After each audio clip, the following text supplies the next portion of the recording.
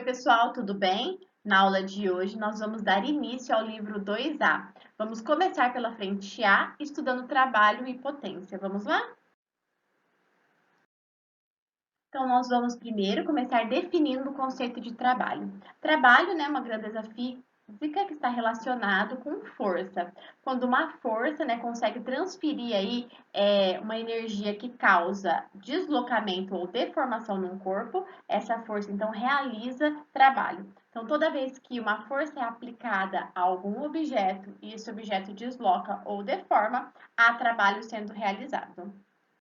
Nós vamos conseguir olhar para situações e definir se há trabalho ou não sendo realizado a partir desse conceito, né, de que o trabalho só acontece se a força que estiver sendo aplicada causar aí, né, um deslocamento ou uma deformação.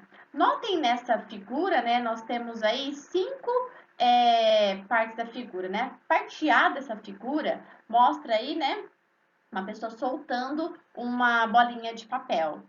A força que foi aplicada ali, né, nessa bolinha, ela está causando um trabalho, né? Está realizando um trabalho da força-peso aí, né, que faz a bolinha cair, porque há um deslocamento. Na parte B dessa figura, nós temos aí uma pessoa segurando uma mala e tanto a mala quanto a pessoa está ali, né, parada, a força que está sendo aplicada ali, né, para manter a mala ou para essa pessoa estar ali nessa posição, não causam nenhum deslocamento nem deformação, então não há realização de trabalho. Não quer dizer que não tem uma força sendo aplicada ou uma força envolvida, mas essa força não foi responsável por um deslocamento nem uma deformação, então não há realização de trabalho. Na parte C da nossa figura, né, na figurinha C ali, nós temos uma pessoa, né, empurrando um carrinho de bebê. Então, a força que ela está fazendo ali está causando um deslocamento à realização de trabalho. Na letra D, nós temos aí, né, pessoas sentadas, mexendo no celular ou vendo livros, né, e sacolas paradinhas aí numa mesa, no chão, aí num degrau da escada, talvez. É, e aqui nós temos uma situação onde não há realização de trabalho, porque né, não tem nenhuma força causando deslocamento ou nenhuma deformação nos materiais. E na letra E, o menininho jogando a pedra, há aí a realização de trabalho, né? Uma vez que a força que ele aplicou na pedra causou um deslocamento. Então, nós temos situações onde dá para perceber que a força aplicada causa ou não deslocamento, uma deformação, nos ajudando a perceber se há trabalho realizado ou não. Toda vez, então, que uma força constante atuar em um corpo e produzir um deslocamento ou uma deformação, há trabalho sendo realizado. E aí a gente consegue calcular o trabalho de uma força constante a partir dessa expressão. Então, tal aí que é o trabalho, né? Vai ser a força vezes o deslocamento vezes o cosseno do ângulo. Cosseno de qual ângulo aqui? O ângulo formado entre o vetor força e o vetor deslocamento. Aqui nós vamos usar a força sempre no Sistema Internacional de Medidas, em Newton, e o deslocamento sempre em metros, também Sistema Internacional de Medidas. Por quê? Se a gente abrir a unidade Newton, vou abrir aqui do lado, ó. Newton significa aí quilograma, metro por segundo ao quadrado. Lembra lá da segunda lei de Newton, ó, massa vezes aceleração? Então, o Newton vem aí dessa unidade, quilograma metro por segundo ao quadrado. Se a gente multiplicar com a unidade do deslocamento, que é metro, essa unidade de medida para o trabalho vai ficar assim, ó, quilograma metro quadrado segundo quadrado. E aí, essa unidade de medida aqui, ó, ela é chamada de joule. É uma unidade de energia. Como aqui a força está gerando aí um deslocamento, há uma transferência aí de energia, então o trabalho está relacionado com energia, principalmente energia cinética de um corpo, energia para colocar algo em movimento. Ao longo desta frente A, nós vamos usar várias formas de energia, por isso que nós estamos começando com o trabalho. Então, toda vez que eu calcular o trabalho, a unidade de medida que vai sair o trabalho sempre vai ser joule no sistema Internacional de Medidas e a gente utiliza aí a letra J maiúscula como forma de representar essa unidade de medida. Uma coisa importante para a gente destacar aqui, quando a gente está calculando o trabalho, é importante o valor de cosseno. Aqui já a gente vai discutir alguns casos particulares. Então, tomem cuidado aí, né, os principais ângulos, quais são o cosseno desses principais ângulos, né, deixa sempre anotadinho. E quando o exercício utilizar um ângulo diferente, que você não conheça aí, né, o seno, o cosseno ou as informações que você vai precisar, ele vai te fornecer. Mas é importante, né, essa parte aqui do nosso cálculo, você ter aí os principais ângulos, né, já na cabeça, já fresquinho aí, ok? Pensando num exemplo, ele fala assim, ó, um bloco de 2 quilos é puxado com velocidade constante por uma distância de 4 metros em um piso horizontal por uma corda que exerce uma força de 7 newtons, fazendo um ângulo de 60 graus acima da horizontal. Aí ele deu o valor de cosseno, de seno, né? E ele quer o trabalho executado pela corda. Então, aqui nós temos que o trabalho é a força vezes o deslocamento, vezes o cosseno do ângulo. Ah, Amanda, mas aí ele deu o seno também. Ele deu o seno para ver se você sabe que é o cosseno que você vai usar aqui, ok? A força foi de 7 newtons. O deslocamento foi de 4 metros. E o cosseno de 60 é meio. 7 vezes 4 dá 28, vezes meio vai dar 14. E não pode esquecer que nós estamos aí falando de unidades do Sistema Internacional de Medidas, né? Usamos a força em newtons, o deslocamento em metros, então o nosso trabalho vai sair em joule, 14 joules está aqui, ok? Quando nós estamos estudando o trabalho, dois casos importantes da gente analisar são o trabalho motor e o trabalho resistente. Essa análise em trabalho motor e trabalho resistente. Então, vamos analisar aqui nessa imagem, né, as duas situações que nós temos. Na primeira situação, o bloquinho está partindo aí de A, né, para B. Então, o deslocamento dele vai de A para B. E eu estou mostrando aí que eu estou aplicando uma força na mesma direção e no mesmo sentido. Quando nós temos aí força na mesma direção e no mesmo sentido que o deslocamento, não tem formação de ângulo. Então, se a gente pensar aí, né, o ângulo que eu vou ter aí, o ângulo θ, é igual a 0 graus, o cosseno de zero é igual a 1. Então, a nossa expressão ao trabalho é igual a força vezes o deslocamento vezes o cosseno do ângulo. Vai ficar simplificada, né? Já que esse valor aqui de cosseno de zero, né? Cosseno de 0 graus é 1. O nosso trabalho vai ficar, então, a força vezes o deslocamento. E aqui nós temos um trabalho que é positivo. Trabalho maior do que zero quer dizer que essa força está contribuindo para este movimento, então é uma força motora.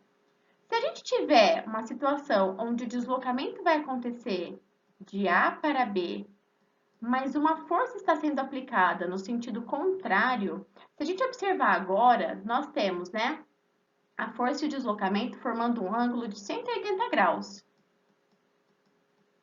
Como a força vai num sentido e o deslocamento no outro, né? Se a gente pegar o vetor força para cá e o vetor deslocamento no outro sentido, né?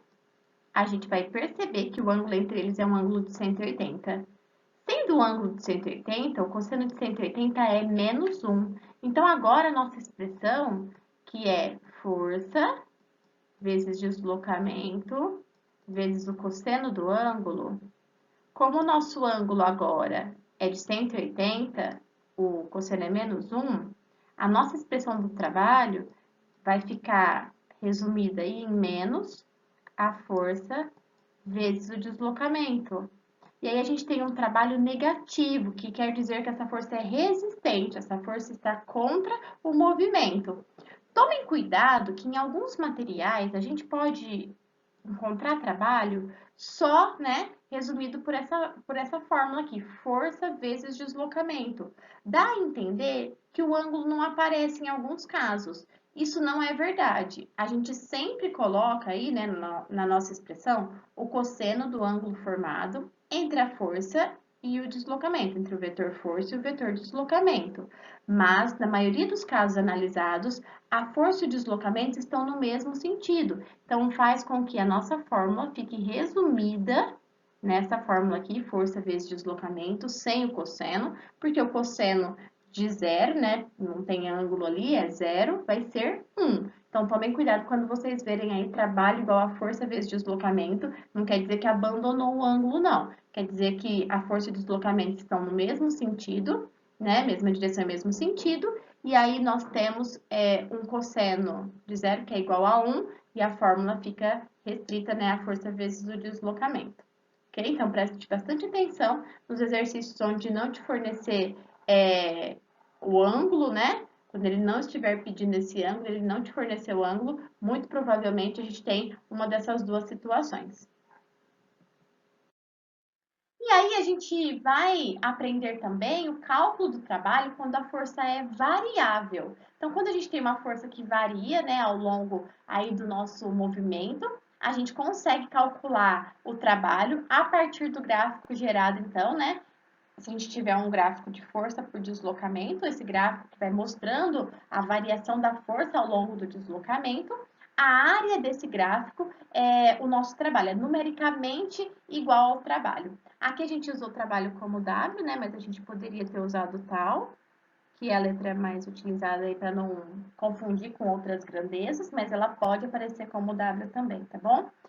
Então, sempre que você tiver uma força variável, você vai utilizar aí o gráfico, ou sempre que aparecer um gráfico de força por deslocamento, o trabalho é numericamente igual à área do gráfico. Os gráficos que mais aparecem, triângulo e trapézio. Então, não pode esquecer aí das áreas, né, de triângulo. Vou colocar aqui, ó, a área de triângulo vai ser base vezes a altura dividido por 2. Não esquece dessa relação. E a área aí, né, do nosso trapézio, que é base maior mais base menor, vezes a altura, dividido por 2. Então, essas são as áreas mais utilizadas aí, né, quando a gente tem uma força que é variável ao longo do deslocamento. Então, para calcular aí o trabalho, aparece ou triângulo ou trapézio na maioria das vezes para calcular. Se aparecer uma área que você não saiba calcular, divida ela em partes que você consiga, né? Então, por exemplo, às vezes aparece um trapézio, mas você não lembra a fórmula de área do trapézio. Divide ele em um retângulo e um triângulo, que também é uma possibilidade de cálculo de área, tá bom? Então, aqui só para resumir, né, quando a gente tem uma força a favor do deslocamento, né, o vetor força e o vetor deslocamento estão no mesmo sentido, na mesma direção, o ângulo formado é zero, então o cosseno de zero é 1, a expressão do trabalho fica F, né, que é a força, vezes o deslocamento, positivo, indicando que é um trabalho motor. Se a força não favorecer o deslocamento, a força estiver contra o sentido do deslocamento, o ângulo formado é 180 entre a força e o deslocamento, e o cosseno de 180 é menos 1, por isso que fica um trabalho negativo, mostrando que é um trabalho resistente, de uma força resistente. E aí, o cálculo de trabalho, quando a gente tem força variável, né, através da área, aqui tem um resuminho para vocês terem aí, no geral, como é que a gente trabalha em questão do trabalho motor, resistente e com força variável. E aí a gente vai ver o conceito de potência. A potência é uma grandeza física medida em watts e ela vai mostrar para a gente, né, essa taxa de realização de trabalho por unidade de tempo, ou seja, a quantidade de energia que é produzida ou consumida por unidade de tempo. Quando a gente pensa em trabalho, né, a gente pode substituir aí essa expressão do trabalho pela expressão que a gente acabou de conhecer aí do trabalho de uma força constante. É força vezes deslocamento vezes o cosseno do ângulo. Vou colocar um ângulo qualquer aqui, o ângulo θ. E aí, se a gente vê que potência é dividida pelo tempo, ó, pela variação de tempo, se a gente observar aqui, a gente tem uma coisa muito interessante, ó.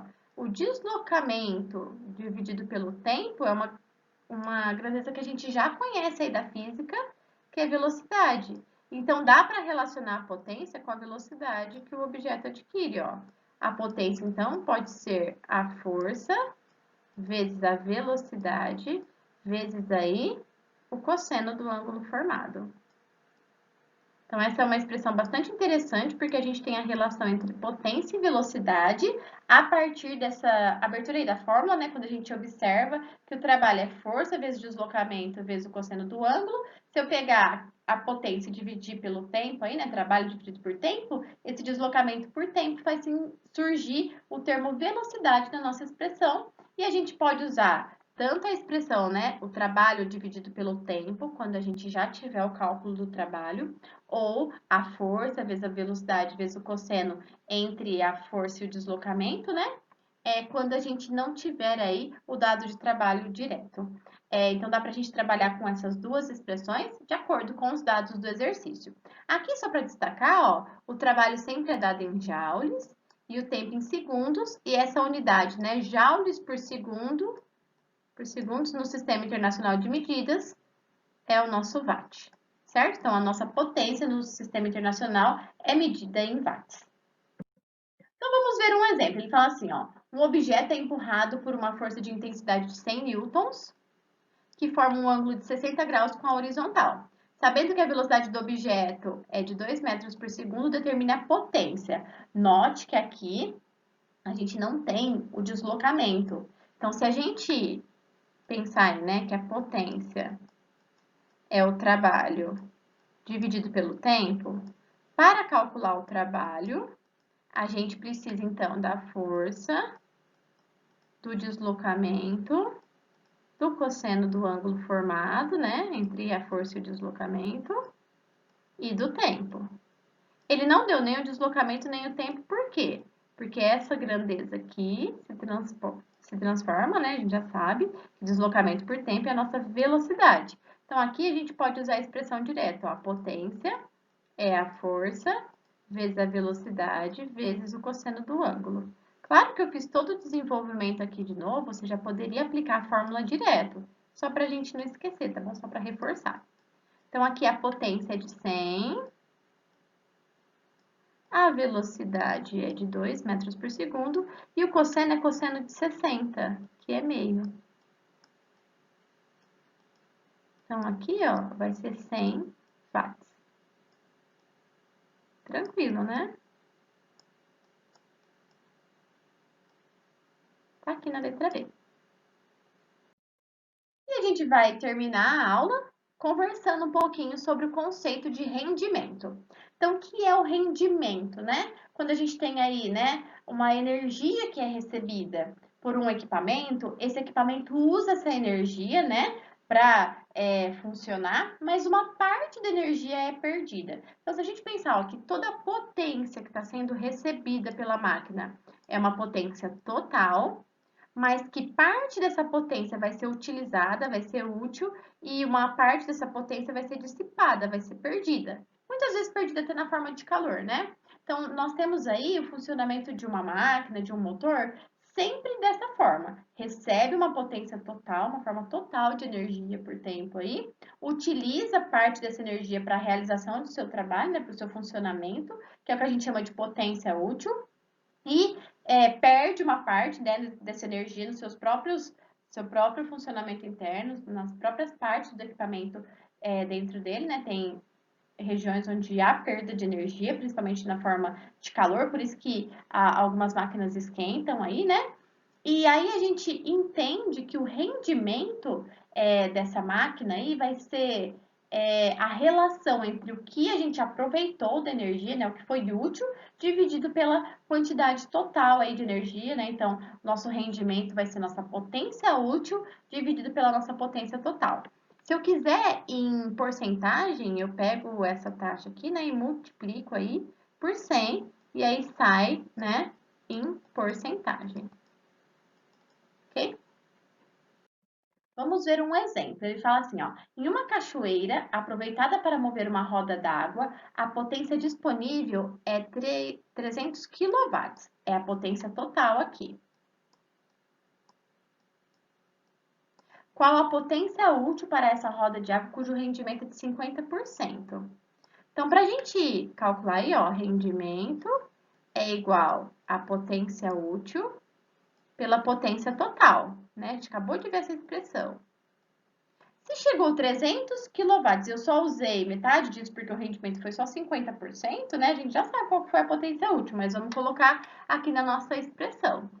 50% é 0,5, né? No valor decimal aí. Eu vou colocar aqui, ó, 0,5 é igual à potência útil e a potência total que foi de 300.